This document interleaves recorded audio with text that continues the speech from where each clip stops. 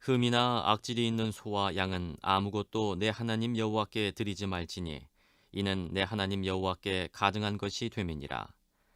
내 하나님 여호와께서 내게 주시는 어느 성 중에서든지 너희 가운데 어떤 남자나 여자가 내 하나님 여호와의 목전에 악을 행하여 그 언약을 어기고 가서 다른 신들을 섬겨 그것에게 절하며 내가 명령하지 아니한 이루엘 성신에게 절한다 하자. 그것이 내게 알려짐으로 내가 듣거든 자세히 조사해 볼지니 만일 그 일과 말이 확실하여 이스라엘 중에 이런 가증한 일을 행함이 있으면 너는 그 악을 행한 남자나 여자를 내 성문으로 끌어내고 그 남자나 여자를 돌로 쳐 죽이되 죽일 자를 두 사람이나 세 사람의 증언으로 죽일 것이요 한 사람의 증언으로는 죽이지 말 것이며 이런 자를 죽이기 위하여는 증인이 먼저 그에게 손을 댄 후에 뭇 백성이 손을 댈지니라. 너는 이와 같이 하여 너희 중에서 악을 제할지니라. 오늘 저희들 함께 보실 하나님 말씀 신명기 17장 1절에서 7절입니다. 1절에서 7절 먼저 제가 1절을 봉독해 올리겠습니다. 흠이나 악질에 있는 소와 양은 아무것도 내 하나님 여호와께 드리지 말지니 이는 내 하나님 여호와께 가증한 것이 됨이니라. 오늘 본문에 보니까 하나님께서는 아무 흠이 없고 병들지 않은 깨끗한 제물을 원하신다는 것을 알 수가 있습니다. 흠이나 악질이 있는 것은 가증히 여기신다고 또 말씀하고 있습니다. 그러면 하나님께서는 왜 흠없고 악질이 없는 것만을 원하셨습니까? 하나님은 마음을 보셔요. 정성 들인 예물을 원하시는 하나님의 의지입니다. 하나님은 양보다 질을 원하시는 분입니다. 아니, 마음을 원하시는 분입니다. 내가 얼마나 드렸느냐 보다 얼마나 최선을 다한 예물이냐, 얼마나 내 마음을 다해서 정성으로 준비했느냐, 얼마나 기쁜 마음으로 드리느냐, 이게 중요하다는 거죠, 여러분. 그 당시엔 생활 정도에 따라서 황소나 양이나 염소나 비둘기로 드렸습니다. 황소를 드릴 능력이 되는 사람이 양이나 비둘기를 예물로 드렸다면 이것은 하나님 앞에서 가증한 것이었습니다. 반대로 비둘기밖에 드릴 형편이 안 되는 사람이 양이나 혹은 황소로 드렸다면 이것은 대단한 믿음이고 정성인 것이죠. 양을 드릴 수 있는 그 사람이 양을 정성껏 준비해서 드리는 것, 하나님이 즐겨 받으시는 것입니다. 그런데 양을 드릴 사람이 비둘기만 드렸다면 문제가 되는 겁니다. 오늘 본문에 보니까 하나님께서는 우상 숭배에 대해서 굉장히 심각하게 다루고 계신다는 것을 알게 됩니다. 그래서 2절에서 7절에 보면은 여호와께서 명하지 않은 일월 성신에게 절하는 것을 악으로 규정하시면서 하나님은 그렇게 행하는 자들을 어떻게 하라고요? 죽이라고 하십니다. 죽이라고. 하나님 외에 모든 것은 피조물입니다. 피조물은 경배의 대상이 될 수 없습니다. 인간 역시 마찬가지입니다. 아무리 훌륭한 인간이라고 할지라도 어떤 인간도 인간으로부터 경배받는 경배의 대상이 되어서는 안 된다는 것입니다. 그것은 악한 일입니다. 소위 기적을 일으킨다는 목사들 혹은 이단 교주들, 그들을 신처럼 숭배하는 사람들이 있습니다. 얼마 전 어떤 사람으로부터 자기 교회에서는 기도할 때 이가 금으로 변하는 기적이 일어난다, 그런 말을 들었었습니다. 또 전에 누군가로부터 기도를 하면 금가루가 떨어지는 교회가 있다는 얘기도 들은 적이 있습니다. 지금 그 교회 담임 목사 이재록은 여러 건의 성범죄와 사기로 감옥에 있습니다. 이런 일이 일어난다고 하면 기가 솔깃해질 수도 있습니다. 그러나 그것은 성경의 본질적인 면과는 아무런 상관이 없습니다. 우리는 항상 성경이 말하고 있는 것이 무엇인가 성경적인 관점에서 보려고 힘을 써야 됩니다. 그러면 그 이상한 기적에 현혹되지 않습니다. 어떤 사람이 기수련을 열심히 해서 형광램프 양쪽 끝을 잡고 불이 들어오게 했습니다. 얼마나 신기한 일입니까? 그러자 그 옆에서 그걸 지켜보고 있던 사람이 자기도 할 수 있다고 합니다. 그는 벽으로 다가가 벽에 붙어있는 스위치를 켜서 형광램프에 불이 들어오게 했습니다. 그러면 결과만 놓고 볼 때 손으로 불이 들어오게 한 것과 스위치를 켜서 불이 들어오게 한 것과 무슨 차이가 있습니까? 오히려 손으로 들어오게 하는 것은 짧은 시간 동안만 가능하지만 스위치를 켜서 얻은 불은 몇 날, 몇 달 동안 가능합니다. 기도에서 금가루가 떨어진다거나 이가 금으로 변하는 기적을 누군가 행했다고 합시다. 그러면 그게 구원과 무슨 관계가 있습니까?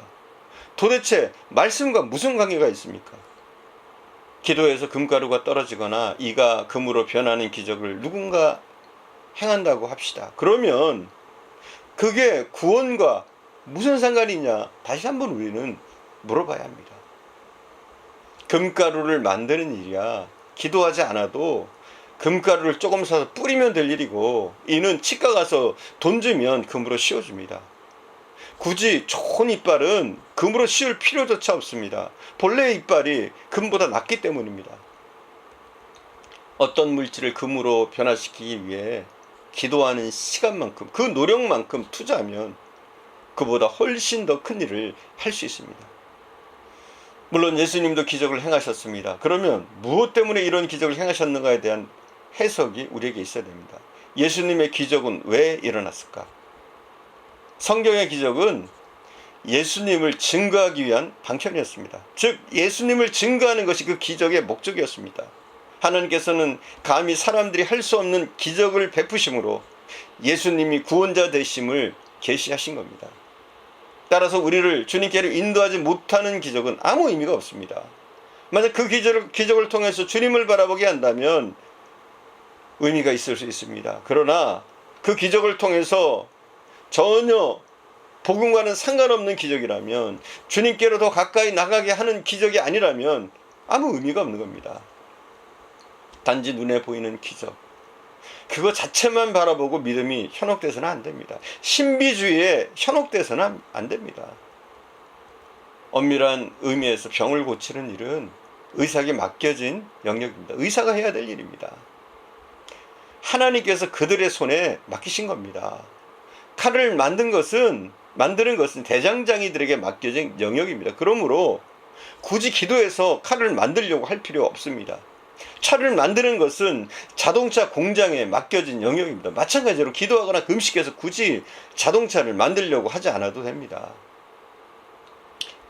단지 우리는 하나님의 말씀에 따라서 자기가 처한 곳에서 열심히 일하면서 치료하고 칼 만들고 차를 만들면 되는 것입니다. 물론 우리는 수술하는 의사의 손을 통해서 하나님이 인도해달라고 기도할 수 있습니다. 또 수술 후에 빠른 쾌유를 위해서 기도할 수 있습니다. 또 인간의 힘으로 고쳐지지 않는 불치병을 놓고 우리는 기도할 수 있습니다. 또한 상당히 위급한 상황 속에서 하나님의 도움을 구할 수 있습니다. 그러나 맹목적인 신비주의는 기독교를 미신으로 만드는 행위입니다. 교인들은 사회나 직장에 있을 때는 굉장히 논리적이고 합리적입니다. 그러나 종교적인 세계에 들어오면 비합리적이고 비논리적으로 변하는 경우가 허다합니다. 예를 들어서 직장에서 서로 다투게 되면 좋은 관계를 유지하기 위해서 먼저 서가거나 자신의 잘못된 점도 술을 마시면서 풉니다. 세상 사람들이 그런다는 거예요. 그런데 일단 교회에 오게 되면 상대가 변하게 해달라고 애원합니다. 상대가 변하게 해달라고 기도합니다. 여러분 잘 알아야 돼요. 기도는 행동으로 나타나야 합니다. 기도했다면 우리의 노력도 함께 수반되어야 하는 겁니다. 기도하면서 기도한 것과 반대 방향으로 사는 것은 미신입니다.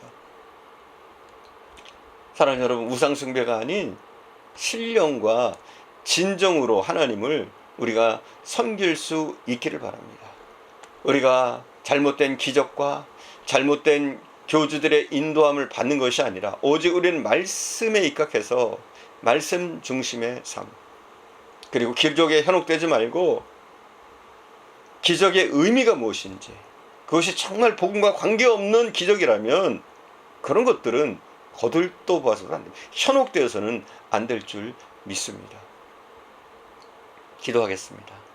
사랑하는 주님,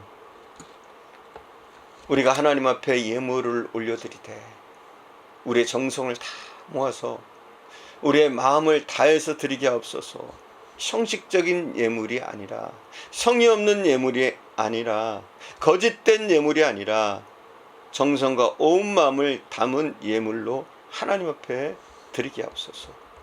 혹이라도 우리 중에 미신에 빠져서 하나님을 잊어버리는 자들이 있다면 하나님 그들을 긍휼히 여겨주시고 이제는 눈을 열어 바른 신앙의 길을 가게 하시기를 원합니다. 우리의 신앙의 기준이 오직 말씀 가운데 있으며 기적의 크기와 기적의 신기함보다 오히려 그 기적을 통해서 행하시는 하나님의 역사가 무엇일지, 그 기적을 통해서 복음이 전해지는지, 예수가 전해지는지 우리는 이것을 살펴 절대로 잘못된 이단의 계획에 빠지지 않도록 우리를 지켜주시기를 원합니다. 오늘도 함께 하시는 주님께 감사드리며 우리 구주 예수님의 이름으로 기도드립니다. 아멘.